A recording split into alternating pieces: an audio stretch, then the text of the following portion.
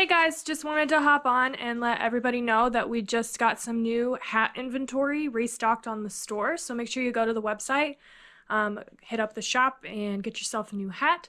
If you order them today, we will be shipping on Monday and Tuesday, so you should get them by Christmas if you need a last minute Christmas gift. If you order by Monday night, anybody that orders a hat by Monday night will get a free sticker included in their package as well. Also, huge thank you to everybody for helping us reach 50,000 subscribers. That's pretty awesome. Ben's pretty proud of it and I'm pretty proud of him, so thank you so much. I hope you guys enjoy this video. Make sure you like and subscribe, and I'll see you around.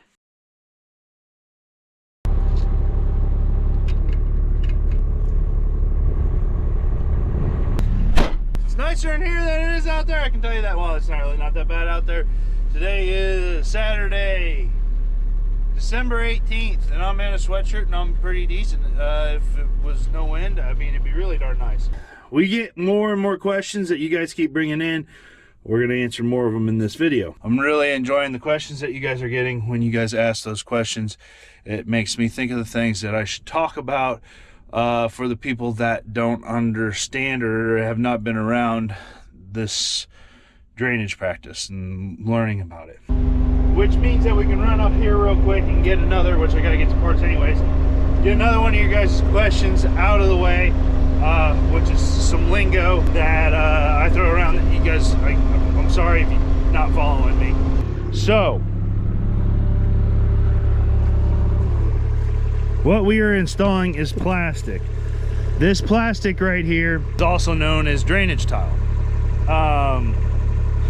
It's called tile, which you're thinking, well, that tile's supposed to be in my bathroom, you know. Years ago, as drainage systems, it was actually like clay tile. So that's why they call it tiling. It's kind of stuck from what I understand, but now it's a plastic tube, so I will call this pipe. I will call this tile. What I get asked probably every video is that there is slits right here in the pipe. Well, look at that. That's a 4-inch pipe right there. That is a normal slit pipe right there. I'll turn the goer off.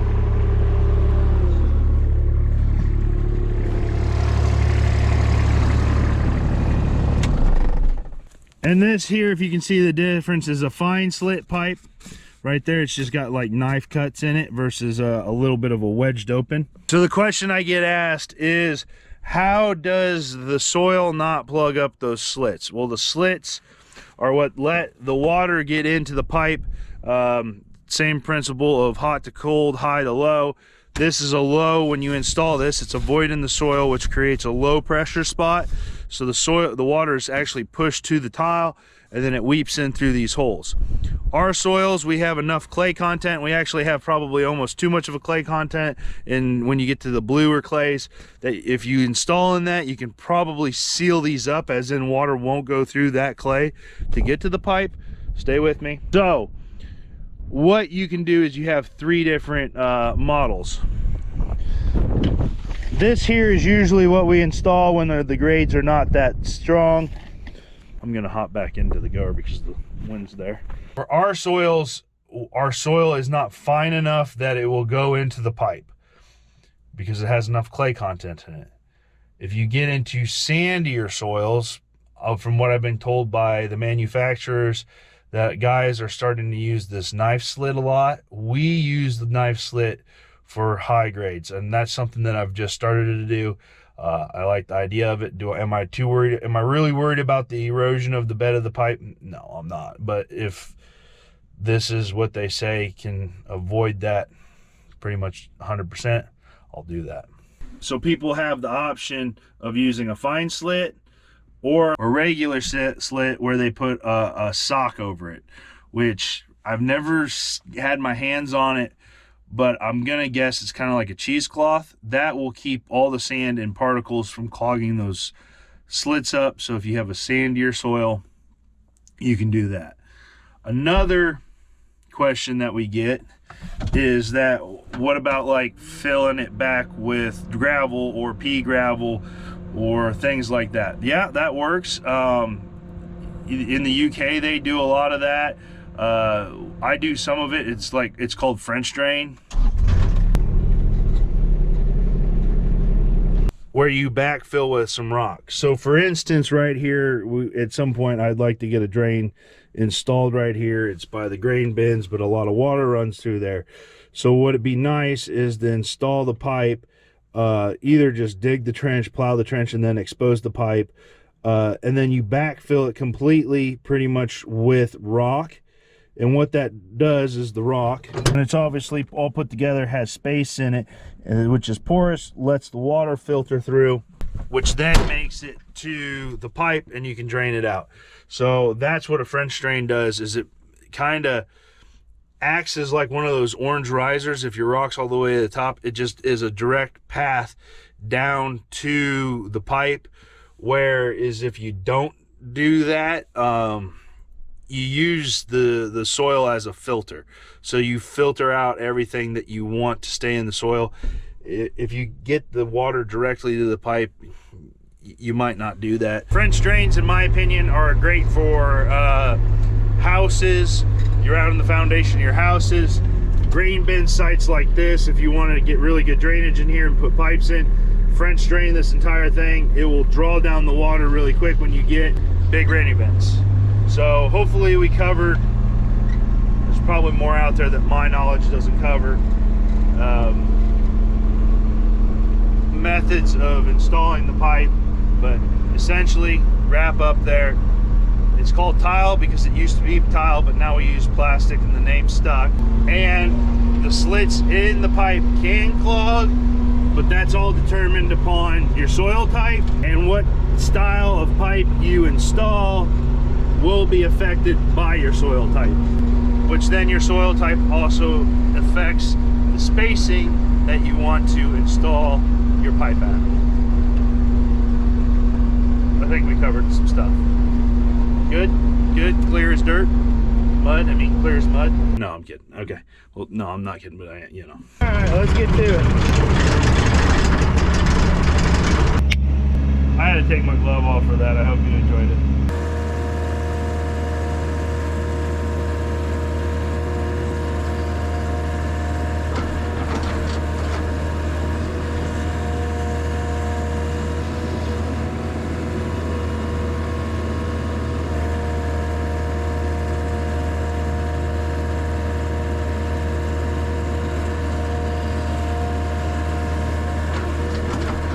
So the way the sun's facing, and it being like low right now, is that it's hard to tell if you have grade or not. That was going to be my first start hole there. I made it 10 feet and then realized that there's a hump right there, and my start was actually underneath the water, or under lower than the pond.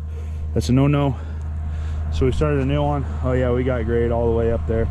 I don't know if I'm to depth yet. I could take a lot of dirt out of that bottom if I needed to. Yeah, I'm gonna take a little more out.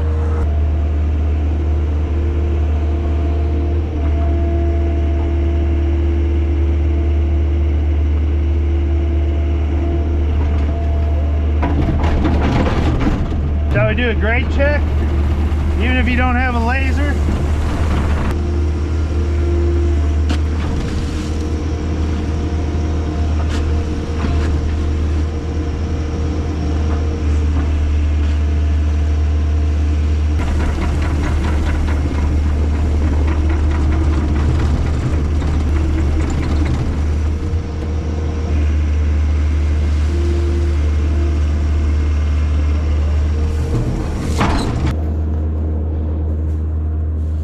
The water to make it all the way. There's my hump. Dang it.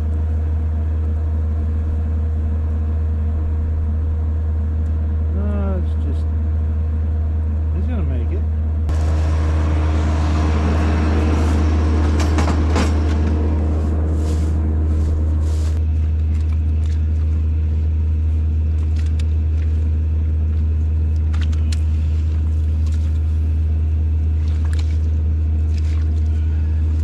A little shovel work, and she's gonna make her.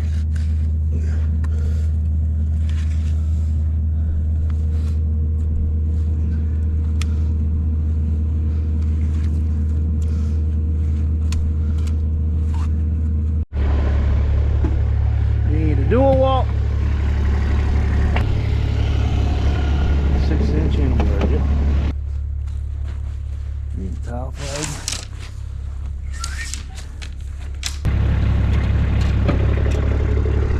for safety now. 5 inches. That's good. I got at least one roll of tile tape. Got 5-inch tile, I gotta come grab it in a second.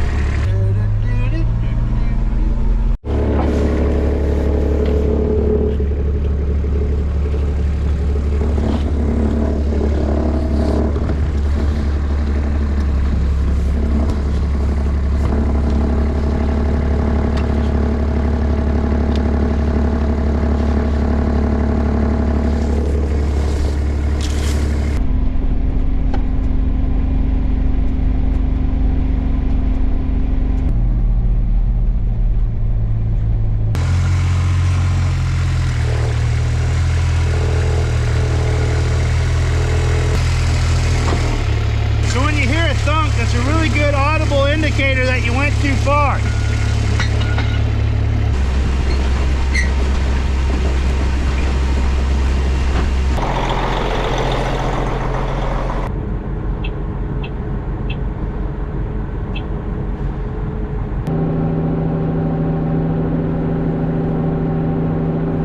Okay, survey time. So I'm going to hit start survey here. This will bring up my run where it's going to go. It will also create a guidance line, so I'll go directly back onto the survey run on the pre-rip, and then the install. See total distance, total rise, elevation right now is 985.4 feet, and it will give me my average grade. You guys remind me, I'll show you that when we get to the top of the hill.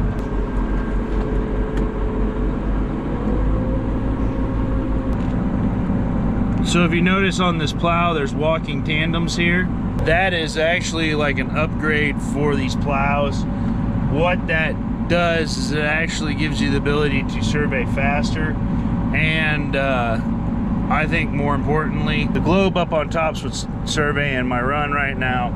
And since you got all these bumps and stuff, those walking tandems take those bumps out, and it gives me a lot smoother survey. I'm not bouncing the plow. I'm not going very fast right now anyways. It's like I got time, but I can see an advantage to those walking tandems versus just a single one. Okay, we'll stop my survey. So there you go, there's the survey. We went 578.5 feet, total rise 25.1 feet, elevation, and we're now at 1010.5, average grade 4.33. Okay, now we go from survey mode to install mode to the last survey that we did. We're going to put that thing in park so it's not beeping at me. We're doing a pre-rip. We're going to change my maximum depth to 36 target depth. We'll say 30, we'll say 36, 38, minimum depth 29, that's fine, grade 0.1. Then we'll pre-rip this up the hill here. Give myself a little juice.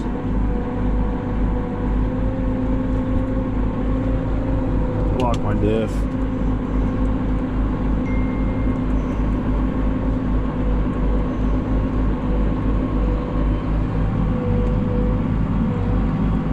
Come on, hombre, let's go up the hill. Question, you guys know that I bought this quad track pretty much to pull the plow. So why am I pre-ripping? Can't I pull it without pre-ripping? Yes, absolutely, especially with the good pulling conditions right now. Advantages of the pre-rip is that I can see if there's any obstructions in the way, and it does make it easier to pull in the next run. It's another pass, it takes some time, but it does a little more guarantee that the pipe that I'm installing, which is the whole reason that you're doing this, is going to be installed as accurately as possible without having a chance of me slipping or anything like that. It's just a little bit of insurance. The downside can be, though, is that if you pre-rip, you are loosening up the dirt around it. So your next pass, you're actually going to have if I understand this correctly and my thinking is correct, you'll have less traction, especially if it was like slippery and stuff. You'd already worked everything up on your pre-rip. But right now that's not a problem that we have to deal with. And then after the pre-rip, Got to put it in park again. We just go back to it again. We are going to do, this is a main, yeah, it's just a tile run. I don't know if I really call it a main. We're going to do 5-inch perf. My minimum depth is going to, I can leave it at 29. It's fine. We'll put 30. The max depth will go to 44. And the target depth will be 42 to the bottom of the pipe on this one. Hit the check mark, and I drop it back in the hole.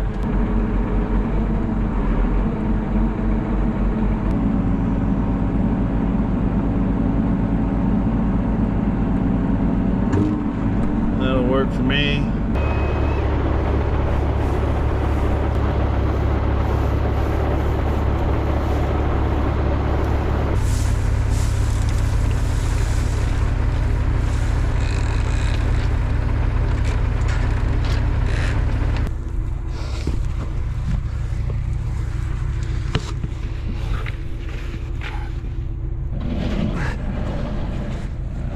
There we go.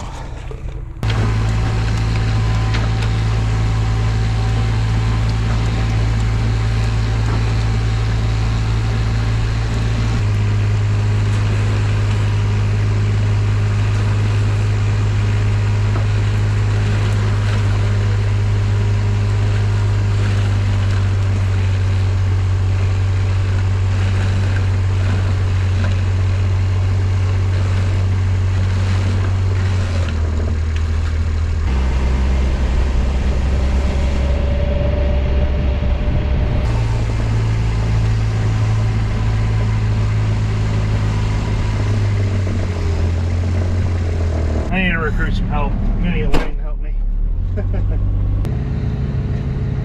I got a little closer there, Ben.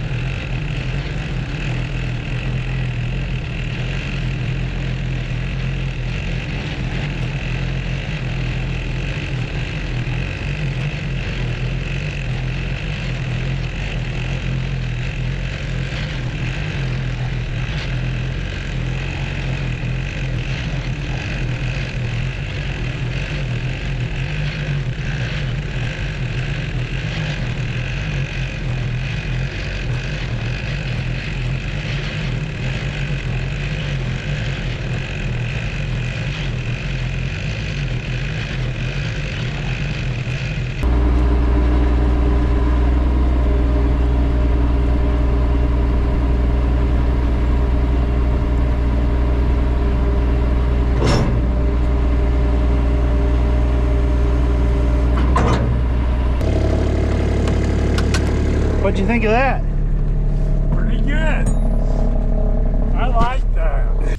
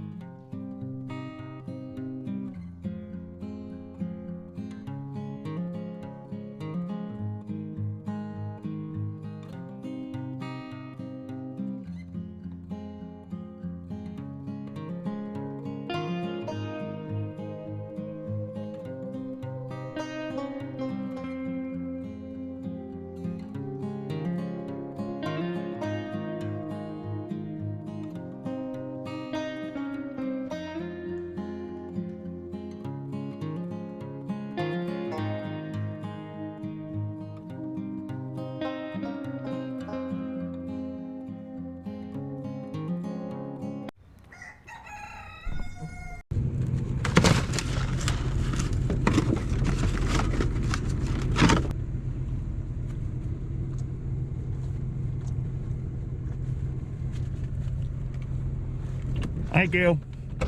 Quite a bit colder this morning. Like Molly told me it was 17 degrees. This will be a pretty pathetic cold start.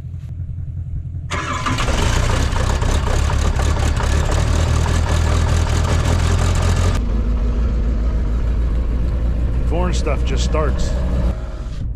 I'll sit in here while the cab heats up on that one. Yeah, you guys will like this one better. It'll be a little more growly.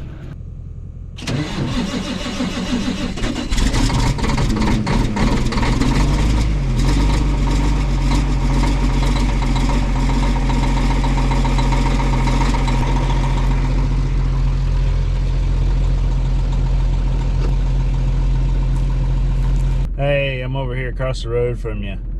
You want to bundle up and come on over with that goer and all the stuff in it for me? I need my truck over here too. I could use your help a couple of minutes today.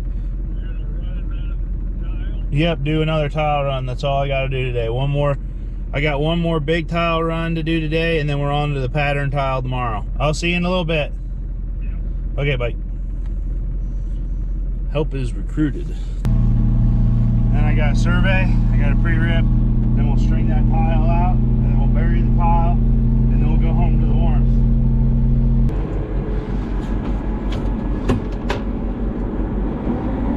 An office job again. All right, last for this project main pull.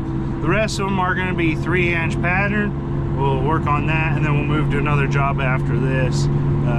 Gonna pull until it freezes. I might be pulling pipe after Christmas.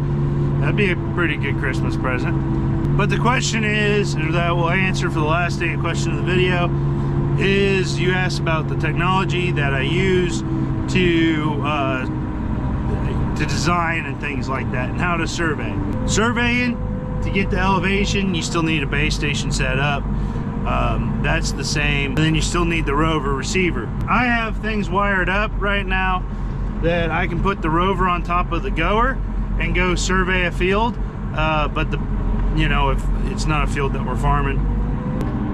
But if it is a field that we're farming, the best way to kill two birds with one stone is to put the rover on top of like the planter tractor or a tillage tractor, or pulling anhydrous, anything like that.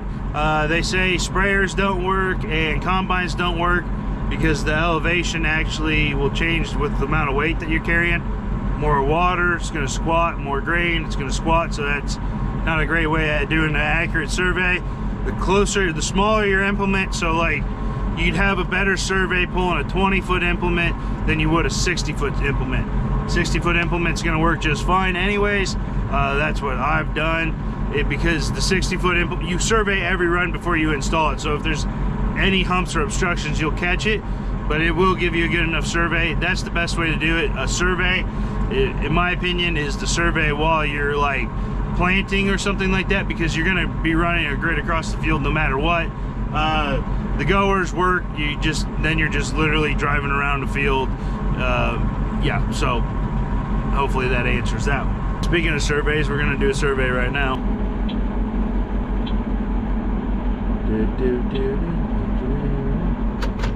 Then design. So for designing, I use SMS with water management, which will allow me to design basically a full field system, which there's some advantages to that. So you could design a full field system, locate where your mains are, and then chip away at a project. So if you didn't have the funds or the time to do a full project, you could do, say, $10,000–$20,000 worth of a project at a time, and your system from start to finish will all work out together the way that you are designed to. The other advantage to that is that you can test your system so that you know that you're installing the right size pipes, or if you're going to oversize pipes, what size pipe you need. It's an advantage to installing a design system. I think Soil Max just came out with a deal where they will design a system for you if you provide the elevation data. And speaking of the elevation data, there is another way to get elevation data that's using LiDAR, which is, I'm pretty sure it's free. I know it's free, but I'm not sure how it happened. I'm not sure how it happened. I think it was done, I want to say it was done by the government, not the university. I'm pretty sure it was the government that flies LiDAR, which tells you elevations. Do we make it? There's our flag.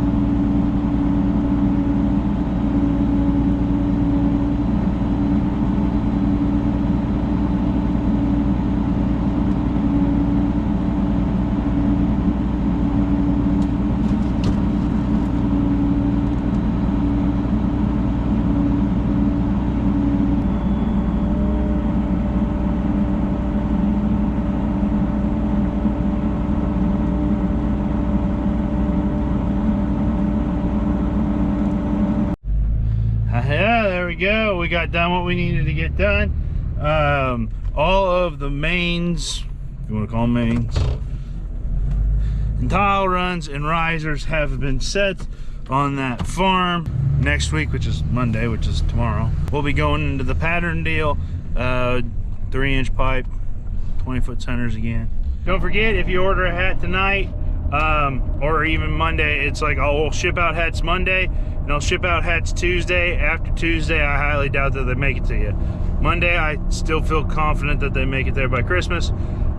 So you order a hat tonight. If you want me to write like Merry Christmas to somebody, send me an email as soon as you get done with that order, and we'll get those hats to you guys. So thanks for hanging out with us. More dirt work to come. We'll see you in the next one.